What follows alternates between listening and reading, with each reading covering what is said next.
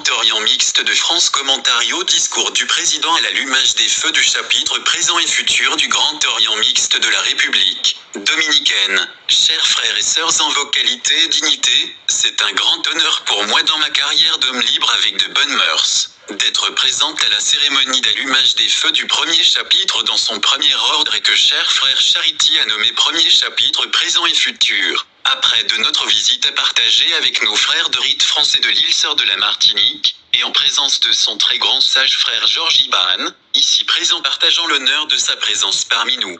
Bio cher frère est toujours le bienvenu dans tous les spectacles nationaux. Ce chapitre est représenté à travers un paysage avec une grotte où l'on peut voir une lampe allumée, une source qui jaillit entre les rochers et un escalier qui mène à l'intérieur de la grotte. Et devant l'entrée on voit la silhouette d'un chien, c'est-à-dire flairer la route à la recherche des maçons qui ont ignoblement tué le maître architecte bâtisseur du temple de Salomon, frère Hiram. Après que le roi Salomon ait envoyé 9 enseignants par groupe de 3 afin d'attraper ceux qui ont tué l'enseignant, sans lui faire de mal, et après qu'ils se soient suicidés, ils sont revenus, le roi Salomon les a nommés élus. Aujourd'hui, nous promouvons au premier degré les élus qui composent à partir d'aujourd'hui les membres du premier chapitre présent et futur de notre Grand Orient mixte de la République dominicaine.